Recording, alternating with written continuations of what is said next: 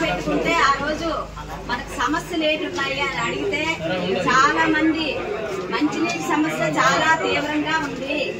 దీని గురించి మనం అధికారులను కమిషనర్ గారు వచ్చారు.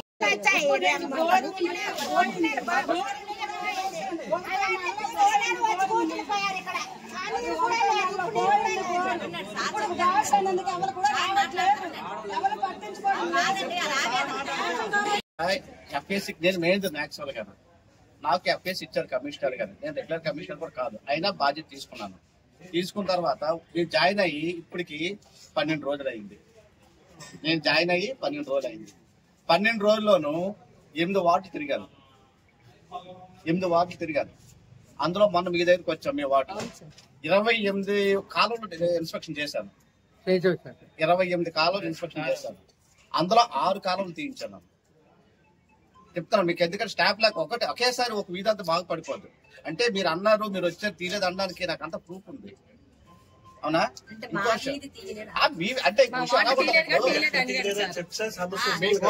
ఒకేసారి పని జరిగిపోదు కదా. 28 వార్డులు ఉండేటప్పుడు ఒకేసారి చేయలేము కదా. ఒక 4 వార్డులు తీసాం. నేను చెప్తున్నాను కదా, మీరు వచ్చిన తర్వాత మీరు సాటిస్ఫై అవుతున్నారు లేదు, కానీ నేను చేస్తున్నాను వెళ్తున్నాను అందరికి తెలుసు, జరుగుతుంది కూడా. అయితే మీరు అడిగేది సమస్య చాలా ఇంపార్టెంట్. త్రాగునీటి సమస్య. మీరు వస్తున్నారు వెళ్తున్నారు, మా వాళ్ళు చేస్తామన్నారు, అది జరుగుతుంది, కామన్ విషయం. ఒక విషయం మీకు ఖచ్చితంగా చెప్పాలనుకుంటున్నాను. ఏదైతే కొన్ని వార్డులో నీరు లేదన్నారో ఆ వార్డులకి పైప్ లైన్ లేదమ్మా. మీకు అర్థమైందా? పైప్ లైన్ ఉంటే ఇతను అడిగినట్టు 200 రూపాయలు కనెక్షన్ ఇస్తాం. పైప్ లైన్ లేకపోతే కనెక్షన్ ఇవ్వలేము. దానికి సంబంధించి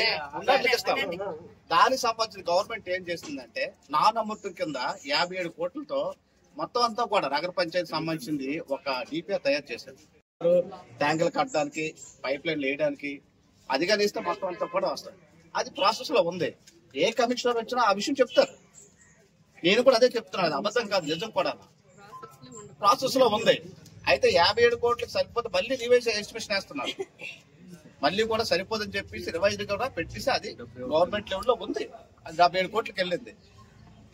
అది ఒకటి జరుగుతుంది. రెండోది, మీరు నగర పంచాయతీ సంబంధించి గారం కోళ్ళకి 5 ట్రిప్పులు వస్తుంది ట్యాంకు. 5 ట్రిప్పులు రోజుకి 5 ట్రిప్పులు. ఇక్కడ అదే మీ ఫోటోలతో సహా నా దగ్గర ఉందమ్మా. నేను ఫోటోలోనే సంతపక్కర్లేదు, ఫోటోలతో సహా నా దగ్గర ఉంది.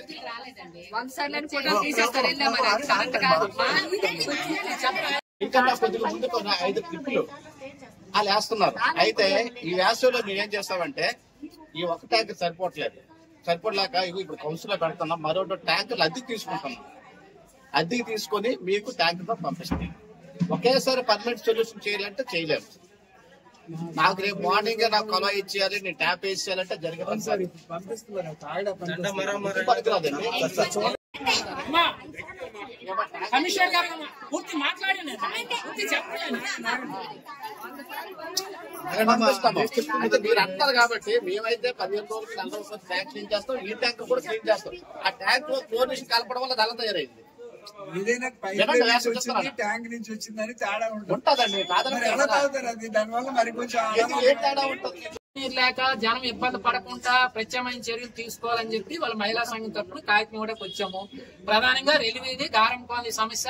వెంటనే ఆ వీధుల్లో కూడా కమిషనర్ అక్కడ పర్యటించి వాటర్ సమస్య ఇప్పుడున్న పరిస్థితుల్లో ఏం చేయగలమో పరిశీలించి వెంటనే చర్యలు చేపట్టాలని మరోసారి విజ్ఞప్తి చేస్తున్నాం. కమిషనర్ గారు దీన్ని పూర్తిగా మాట్లాడిన తర్వాత దీన్ని మనం శ్రీదేవి అఖిల భారత ప్రజాతంత్ర మహిళా సంఘం జిల్లా కార్యదర్శిని. ఈరోజు పాలకొండ పట్టణంలో మంచినీటి సమస్య గురించి పాలకొండ నగర పంచాయతీ దగ్గర కమిటీ సభ్యులతో ధర్నా చేయడం జరిగింది. సమస్య ఏంటంటే మంచినీటి సమస్య చాలా తీవ్రంగా ఉంది.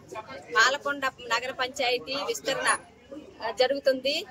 అలాగే 20 వార్డులు సంబంధించి అలాగే 36,000 మంది జనాభాతో ఈ పాలకొండ నగర పంచాయతీ ఉంది.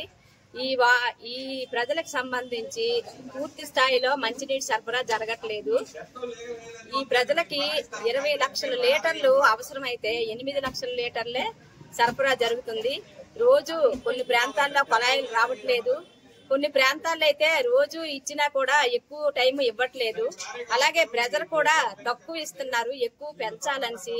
చాలా ఇన్నేళ్ల స్వతంత్ర భారతదేశంలో మనకి మంచినీళ్ళు కూడా అడుక్కునే పరిస్థితిలో ఈ రోజు మనం ఉన్నామంటే చాలా దౌర్భాగ్యమైన స్థితిలో ఉన్నాము. రానున్నది వేసవి కాలము. మంచినీరు చాలా మంది మంచినీరు ఎక్కువ తాగాలని చెప్తున్నారు. మంచినీరు తాగితే ఆరోగ్యంగా ఉంటామని చెప్తున్నారు. తాగడానికి మంచినీరు కూడా లేని పరిస్థితిలో ఈ రోజు మనం ఉన్నాము. అందుకనిసే ఈ రోజు కమిషనర్ గారి దృష్టిలో ఈ మంచినీటి సమస్య పరిష్కారం చేయాలని, అలాగే ఇంటింటి కొలాయిలు వేయాలని, బోర్లు రిపేర్ చేయాలని, కొత్త కాలనీలకి పైప్ లైన్లు వేయాలనేసి, అలాగే ట్యాంకర్ల ద్వారా వేసవి కాలం కాబట్టి ట్యాంకర్ల ద్వారా నీరు ప్రతిరోజు సరఫరా చేయాలనేసి మేము ఐదుగా డిమాండ్ చేస్తున్నాం. అంటే గారం కాలనీ నుంచి వచ్చాము. ఆ కాలనీ పుట్టి 16 సంవత్సరాలు అయింది. ఇప్పుడు 10 టైమ్స్ వచ్చాము నీటి సమస్య గురించి. ఇప్పుడు వరకు తీర్చలేదు. ఒక 7 కమిషనర్లు మారారు, మంచినీటి సమస్య తీరలేదు. ప్రతి కమిషనర్ కి మేము వినతి పత్రం ఇస్తున్నాము, వస్తున్నాం. ట్యాంకర్ అంటున్నారు, ఆ ట్యాంకర్ శుభ్రం లేదు.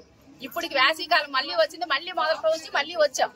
ఇప్పటికైనా సమస్య తీరుస్తారనుకుని వచ్చాం. మరి పైప్ లైన్ ఉంది, అదేనా కలపమని చెప్తున్నాం. పాత పైప్ లైన్ ఒకటి ఉంది ఆ కాలనీ అంతటికి. 1500 ఇల్లు. ఆ ఇళ్లకి ఒక కొలాయే ఉంది. అదేనా కలపండి, కొంతలో కొంతనే తీరుతుంది, దాని మీద ట్యాంకర్ పోయండి అని చెప్తున్నాం. అది చేస్తే బాగుంటుంది. సునీత, రెండో వార్డులో మేము ఉంటున్నాము. రెండో వార్డులో సమస్య ఏంటంటే ముఖ్య కారణంగా మంచినీరు సమస్య మాకు పెద్ద సమస్య. 2 రూపాయలు కొండ కొనుక్కొని 20 సంవత్సరాలు అవుతుంది. మంచినీరు మాకు లేదు, అసలు కొలాయిలు కూడా లేదు. గవర్నమెంట్ కనెక్షన్ కొలాయిలు కూడా లేదు. ఆ వీధిలో చాలా ఇబ్బంది పడుతున్నారు ప్రజలు.